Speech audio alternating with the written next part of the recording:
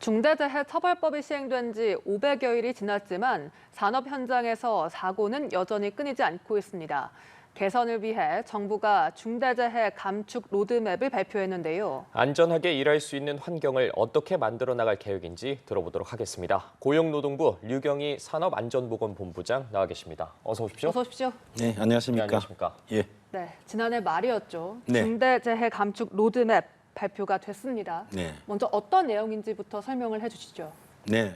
사실 지난 5월 달에 새 정부가 출범하고 나서 예. 곧바로 국정과제로 채택된 것이 중대재해를 획기적으로 감축하는 방안을 만들자 이거였습니다. 그래서 저희들이 각계의 여론들을 듣고 그다음에 이 부처 간의 협의를 통해서 작년 11월 30일 날 중대재해 감축 로드맵을 만들었는데요. 네. 예.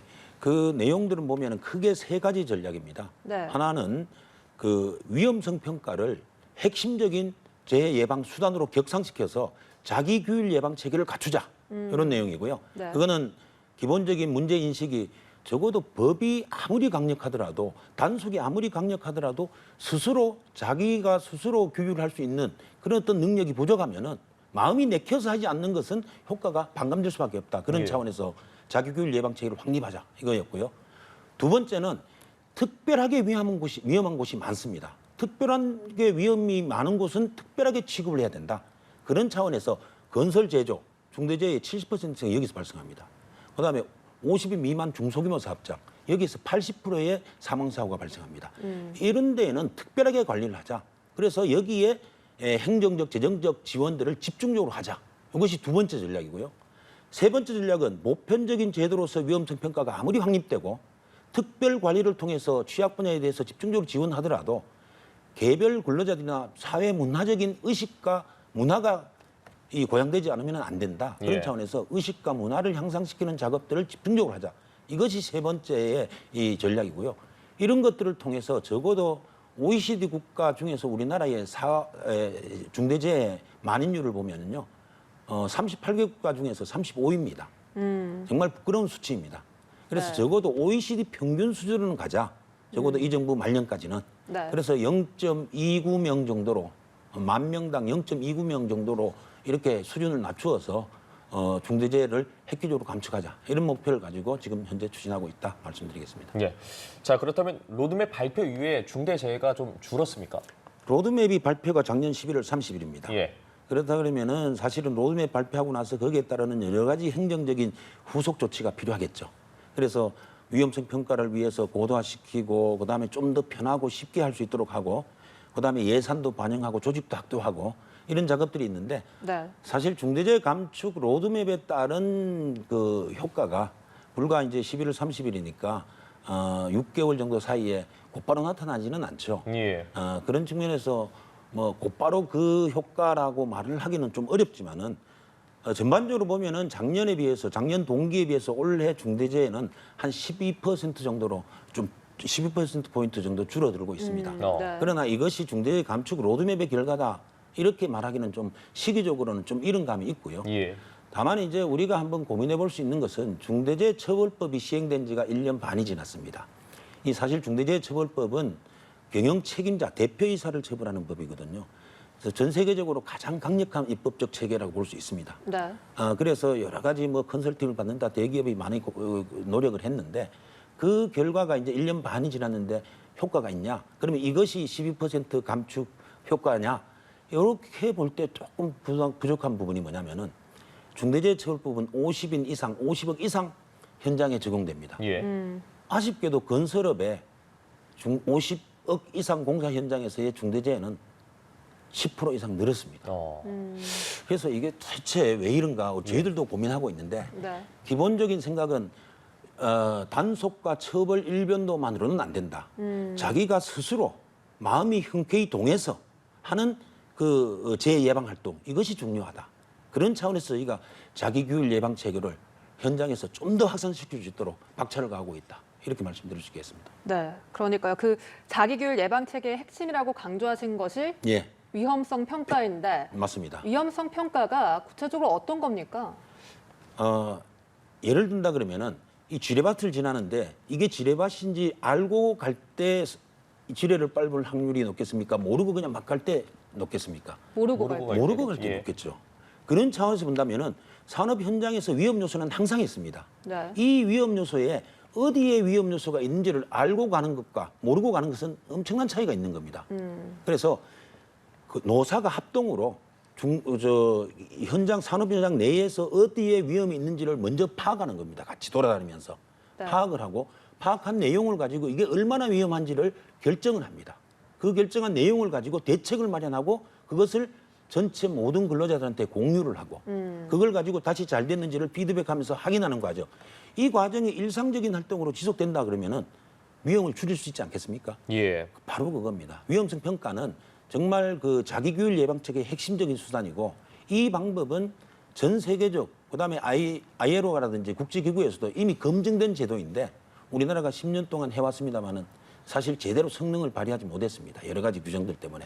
그래서 이번에는 좀 더 쉽고 친근하고 간편하게 이 위험성 평가를 호미같이 쉬운 가성비 좋은 제도로 활용할 수 있도록 그 5월 21일 날 그 위험성 평가 고시 규정을 전반적으로 개편을 했습니다. 그리고 예. 이런 내용들을 가지고 우리가 그 민간재해 예방기관, 그다음에 공단, 산업안전보건공단, 우리 그 산업안전감독관, 뭐 이런 사람들이 이제 현장에 직접 나가는데 모든 나가는 행동에 있어서의 기본적인 수단으로서 위험성 평가를 핵심적인 수단으로 올렸습니다. 그리고 위험성 평가 중심으로 컨설팅을 하고 지도 감독하고 네. 이렇게 함으로써 위험성 평가를 효과적으로 좀 올릴 수 있도록 했고요. 가장 큰 것은 옛날에는 위험성 평가하려면은 위험이 얼마나 자주 발생하고 얼마나 강하게 영향력을 행사하느냐 빈도 강도를 구하고 그 빈도 강도를 곱하고 더하고 그다음에 뭐 곱하고 더하거나 아니면 횡렬 조합을 하거나 해서 수치화해서 수학적으로 계산을 한 후에 그걸 가지고 대응을 했는데 이러다 보니까 너무 복잡한 거예요. 그래서 대기업은 가능한데 중소기업은 이걸 도대체 따라갈 수가 없는 겁니다. 그래서 좀 더 간편하고 접근하기 쉬운 방법으로 가자라고 만든 것이 이제 상시평가, 위험성을 상시적으로 평가하는 상시평가 제도를 만들었다. 이렇게 말씀드립니다. 예, 알겠습니다.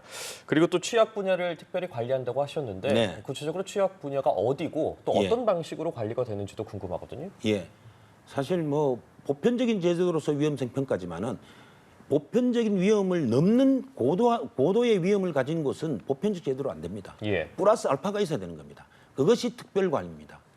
아까 제가 말씀드렸습니다마는 일단 50인 미만, 50억 이하의 이 미만의 이 현장에서 중대재해의 80%가 일어납니다. 네. 그다음에 건설 부분하고 제조업 부분이 70%가 일어납니다. 그다음에 추락, 끼임, 부딪힘 이 세 가지 재해 유형이 전체의 60% 이상을 차지합니다. 하청이 40%를 차지합니다. 이 부분이 취약 분야입니다. 여기에는 특별한 관리 대책이 필요하다. 저희들은 이렇게 판단하고 이 부분에 행정적, 재정적 지원을 집중적으로 투자하는데 대중소기업 공동으로 하는 어떤 그 안전보건 활동에 대한 정부의 지원이라든지 그다음에 안전혁신 사업이라든지 이런 클린 3D 클린 사업이라든지 이런 것들을 통해서 공정이나 위험한 부분들에 대한 어떤 개선의 비용을 국가에서 지원한다든지 예. 그다음에 컨설팅을 해준다든지 이런 노력들을 적극적으로 하고 있습니다. 네. 산업 현장에서 안전 문화가 정착되는 것이 굉장히 네. 중요하지 않습니까? 맞습니다. 그러면 이 안전 문화가 정착되도록 하는 노력들 어떤 것들이 있습니까? 정말 가장 중요한 것은 제가 이 위험성 평가가 매우 중요하고 그다음에 특별 관리도 중요하지만은 이 두 가지가 아무리 잘 돼도 현장에 있는 개별 근로자들이나 개별 기업주들의 생각이 바뀌지 않는다면은 중대재해는 감소되지 않습니다. 네. 그런 차원에서 정말 가장 중요한 내용이 사회 전반의 안전문화, 개인들의 안전의식이 반드시 고양돼야 된다. 그런 차원에서 저희들이 전반적인 그 캠페인 활동을 적극적으로 진행하고 있는데요. 전국의 39개 지역별로 이렇게 나누어서 안전문화 실천 추진단을 구성해서 활동을 하고 있습니다. 여기에서 안전문화에 대해서 일단 노출을 많이 시키자. 그래서 안전문화 노출하기. 네. 노출만 해서는 되겠냐? 참여하자. 안전문화 참여하기. 그다음에 옆에 사람들 하는 거 응원하자. 응원하기. 그리고 실제로 가서 내가 안전문화를 실천하자. 실천하기. 이 네 가지 측면에서 안전문화를 지금 확산하는 노력을 하고 있고요.